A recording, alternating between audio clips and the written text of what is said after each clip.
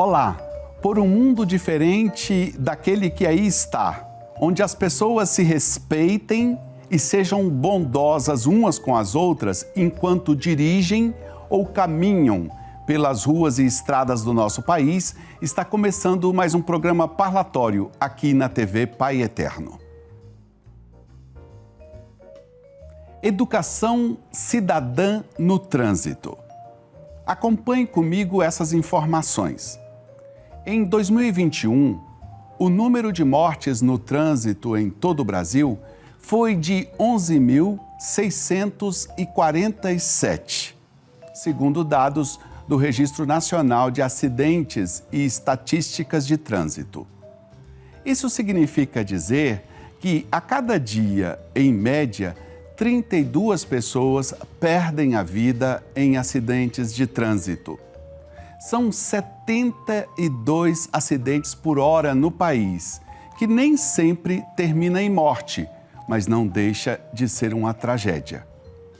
O que é ainda mais alarmante é que, em média, mais de 42% dessas mortes são causadas por motoristas embriagados, segundo estimativas dos Detrans de todo o país. Variando de estado por estado, desde a criação do novo Código de Trânsito Brasileiro em 1997, a embriaguez ao volante é tipificada como crime de trânsito, independente da ocorrência ou não de dano. Para conversar conosco sobre educação cidadã no trânsito, convidamos o autor desse texto que eu acabei de ler, o advogado e professor Wesley César. Atualmente, ele é chefe da Advocacia Setorial da Prefeitura da capital de Goiás.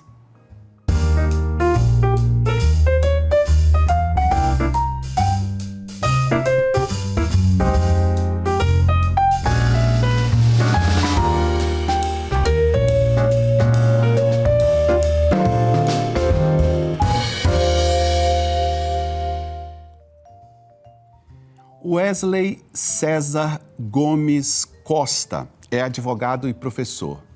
É advogado constitucionalista com atuação nas áreas eleitoral, direito municipal e compliance. Além disso, o Wesley César é graduado em comunicação social. Possui MBA em finanças corporativas, controladoria e gestão de negócios, além de marketing e comunicação. E, como eu disse anteriormente, atualmente, Dr. Wesley César é chefe de advocacia setorial da Prefeitura de Goiânia, aqui no estado de Goiás. Dr. Wesley César, é uma alegria muito grande para mim receber você aqui no programa Parlatório. Acompanhamos o seu trabalho e já era um desejo antigo conversar com você aqui na companhia dos nossos amigos da TV Pai Eterno. Eu já começo com uma provocação para nos ajudar a situar o nosso tema de hoje. Você é daqueles que acham que no trânsito nós nos tornamos animais irracionais? Seja bem-vindo. Olá, boa tarde, Padre Rafael. A alegria é toda minha, a satisfação é toda minha participar com você aí do programa Parlatório. Obrigado pelo convite, tá bom? E tentando aí responder a sua provocação inicial, eu acredito que nem Freud explica, né, essa situação. Por quê? Porque eu acho que a gente não se transforma em um animal irracional atrás de um volante. Quando eu escrevi esse texto que você citou aí inicialmente, esse artigo, eu fui em busca de algumas informações. E por mais que eu pesquisasse, por mais que eu tentasse entender, por mais que eu buscasse na psicologia, por exemplo, uma explicação para isso que você me perguntou, que me provocou, não tem nada que definido, não tem nada que explique isso. Então eu fui comecei a pensar que talvez por esses tempos modernos, sempre estamos em tempos modernos, né? Mas hoje, por esse tempo mais rápido da tecnologia, do celular, dos canais de comunicação, e que a gente não para em momento algum, nem quando estamos dirigindo, onde o trabalho tomou o nosso tempo, inclusive o tempo com a família, que antes, às vezes, a gente recebia através de uma ligação, que hoje não existe mais ligação. Eu comecei a achar também que isso poderia ser uma coisa atual, que provocasse e desencadeasse nas pessoas a ira, né, a fúria que a gente presencia hoje atrás de um volante. Mas aí nessa pesquisa, nessa busca, eu encontrei uma coisa que me chamou muita atenção, muito mais do que os especialistas, os psicólogos, o que tentam explicar com essa nova tecnologia. Eu encontrei, não sei se você vai lembrar, Padre Rafael, eu encontrei ali uma animação da Disney de 1950, em que aquele personagem, o Pateta, ele era uma pessoa, olha só. Pacífica, tranquila. Pacífica, tranquila. Isso é uma animação de 1950. Nós estamos falando aí de quantos anos que isso aconteceu. Em um momento da história em que sequer se pensava em celular, em que sequer se pensava nessa vida louca que a gente leva hoje. Então, eu parei para analisar aquela animação.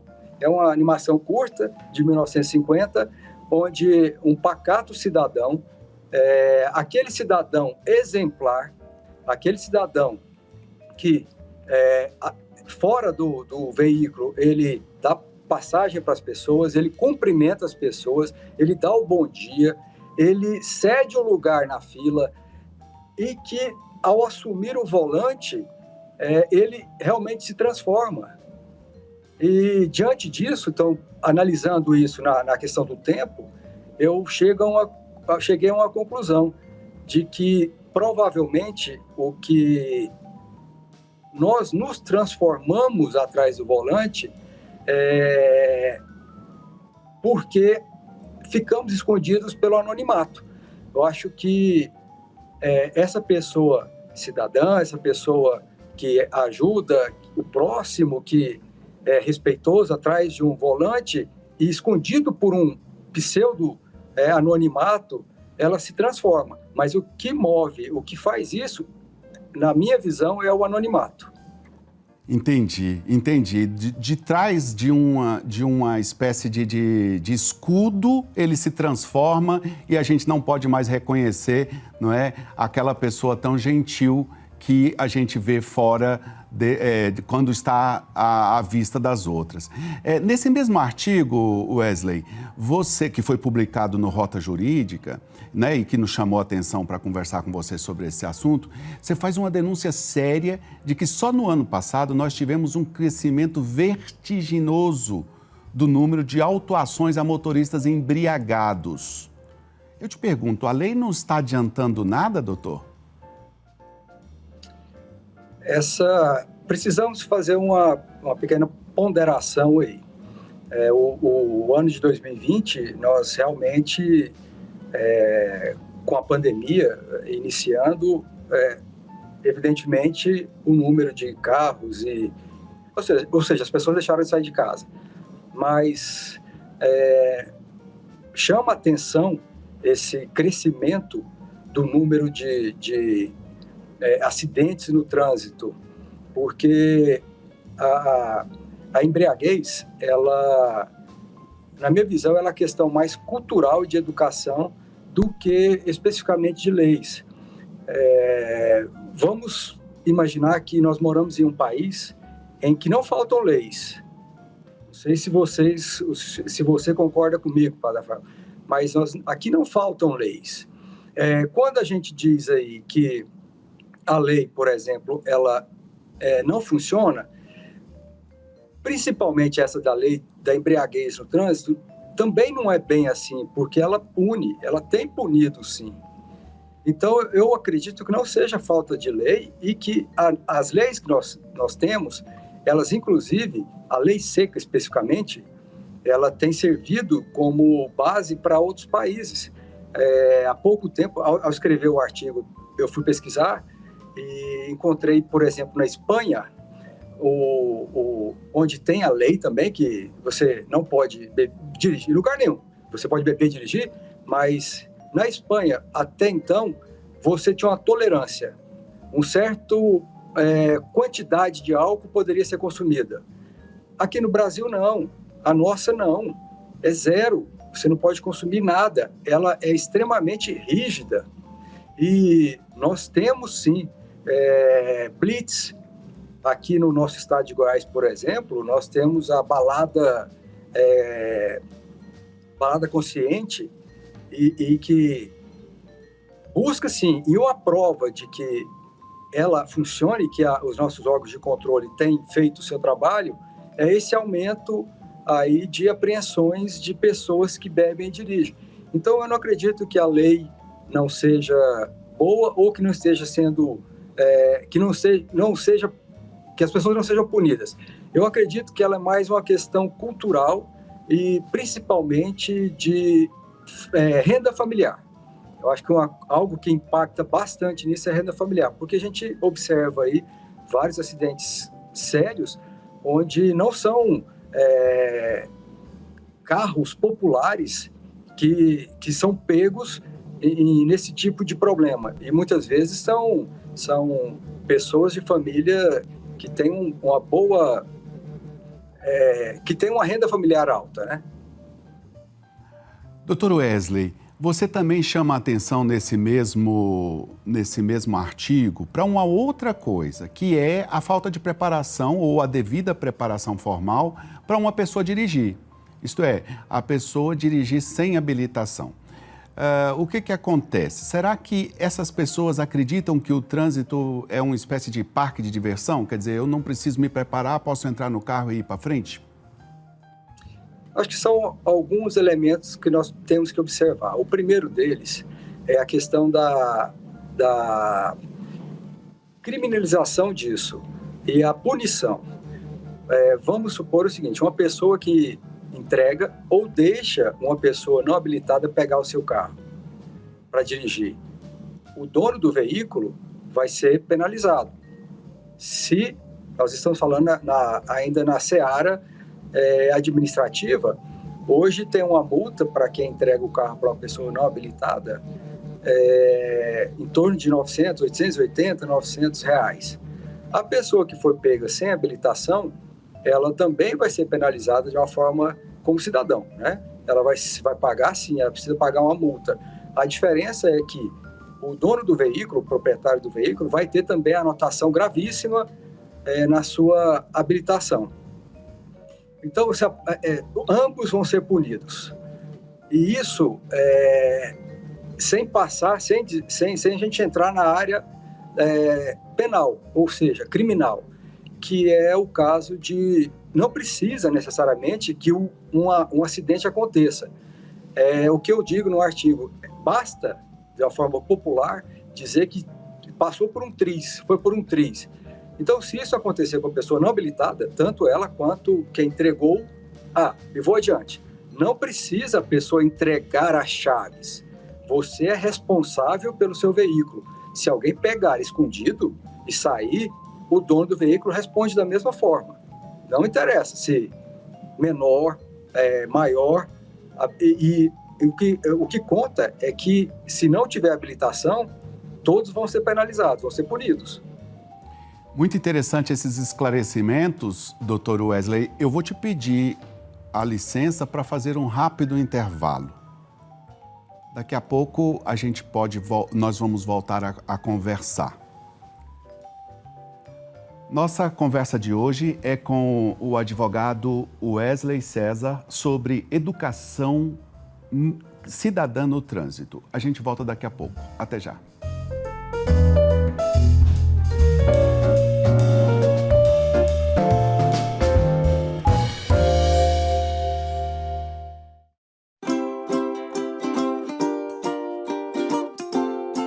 Pai eterno ama todos os seus filhos. Ele quer sempre estar perto da gente.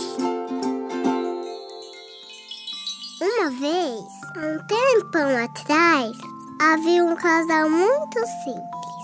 O seu Constantino e a dona Ana Rosa. Um dia, o seu Constantino saiu para trabalhar perto do córrego Barro Preto.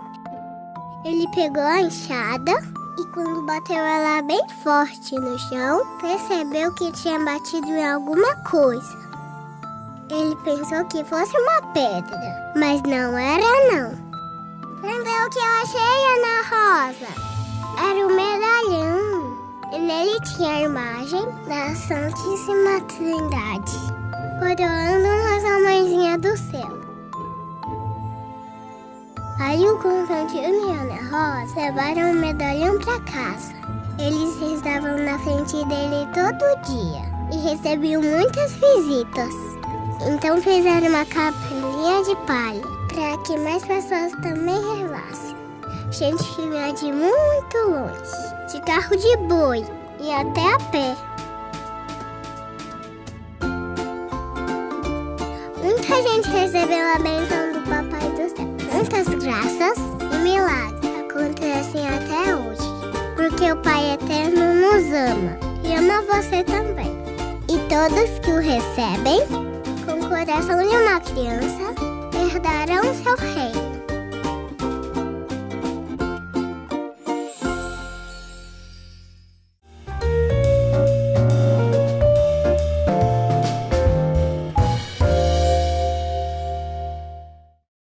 Estamos de volta com o programa Parlatório. Hoje o nosso assunto é de suma importância para todas as famílias do Brasil: a educação cidadã no trânsito. Estamos conversando com o advogado Wesley César, que recentemente escreveu sobre esse assunto para o portal Rota Jurídica.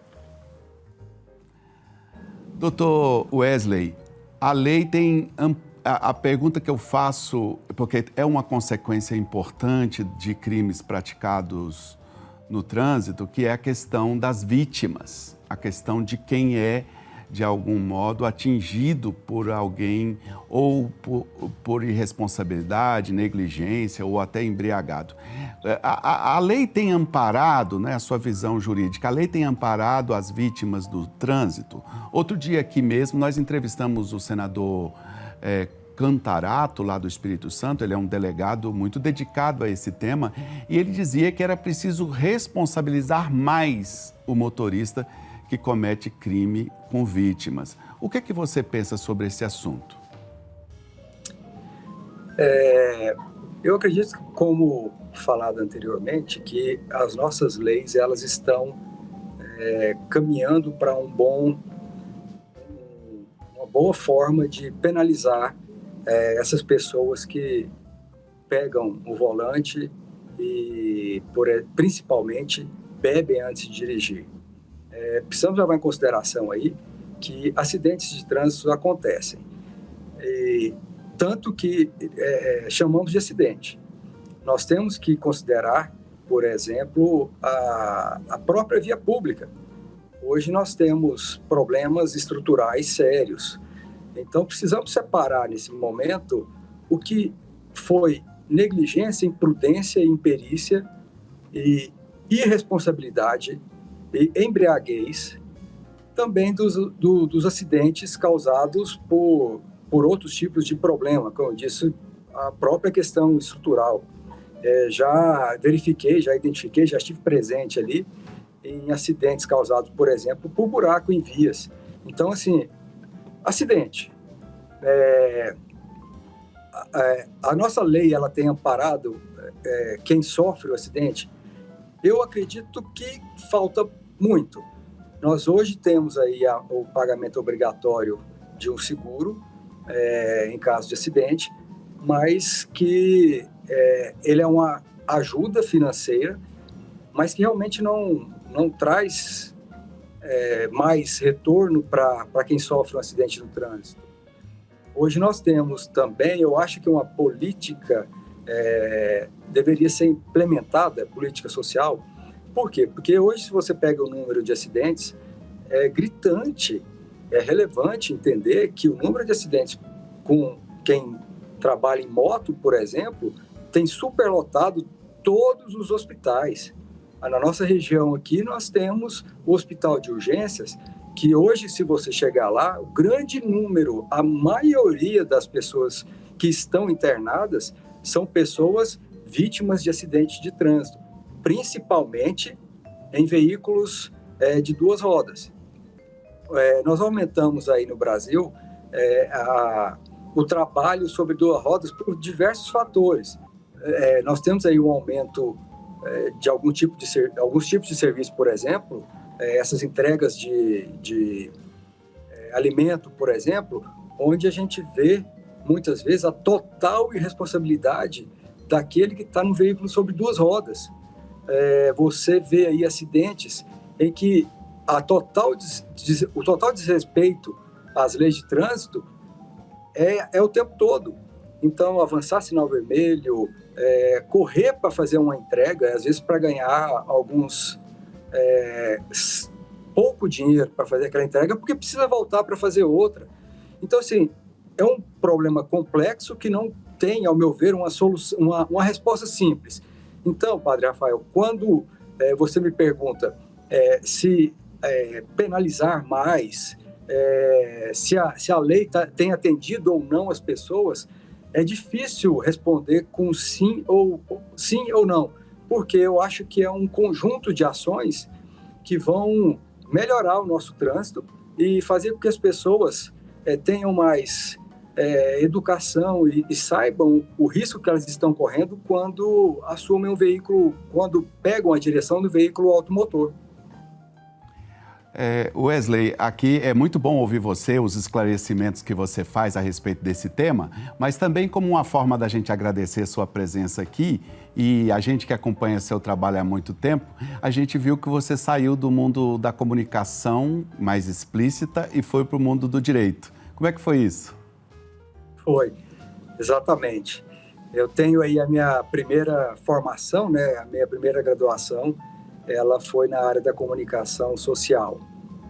Então, lá eu passei ali aqui no estado de Goiás, por grandes jornais, grandes empresas, por um determinado momento. E, em determinado momento, eu fui trabalhar no Ministério Público do estado de Goiás. Lá eu consegui unir a comunicação e o direito, e com várias ações de política pública, e eu vi que eu conseguiria, hoje, além de ser uma satisfação pessoal muito grande, eu conseguiria atender melhor se eu estivesse atuando na área do direito. Doutor Wesley, a gente sempre encerra as nossas conversas aqui no programa Parlatório pedindo aos nossos convidados que façam um comentário sobre uma citação que nós trazemos.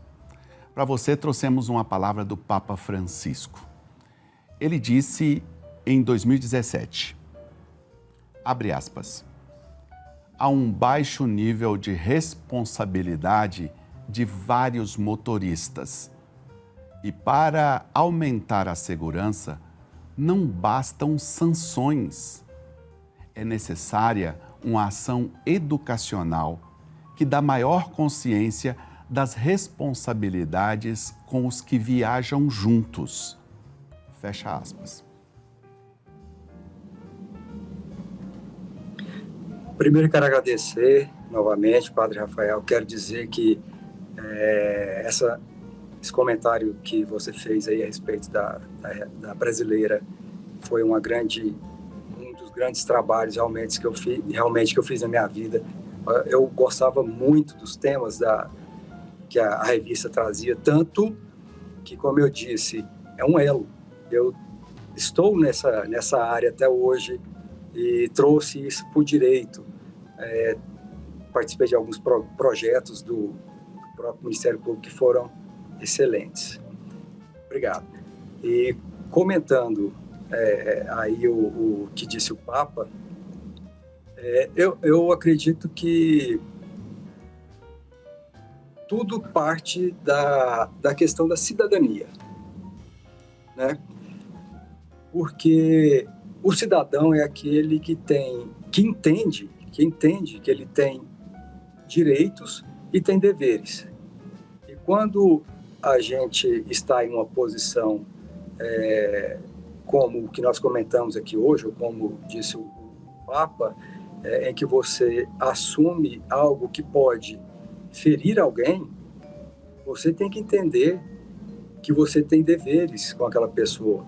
Você tem que entender que o amor ao próximo vem em primeiro lugar. Você tem que entender que se eu estou em uma posição superior, dentro de um veículo, por exemplo, o meu dever como cidadão é defender o mais frágil, é ser o mais gentil e educado possível, porque ação gera reação que volta para a gente. Dr. Wesley César, muito obrigado pela sua presença em nosso programa. Obrigado a você, Padre Rafael, estou sempre à disposição. Tem outros temas para tratar, outros projetos em que participamos também, e que vai levar muito, eu acredito que vai trazer muita informação para o seu público. Estou sempre à disposição, sempre que precisar, sempre que quiser me chamar, pode contar comigo. Muito obrigado. Tá certo. Um abraço para você e até a próxima, então. Agradeço também a você que esteve conosco no programa de hoje. Muito obrigado, um abraço e até a próxima.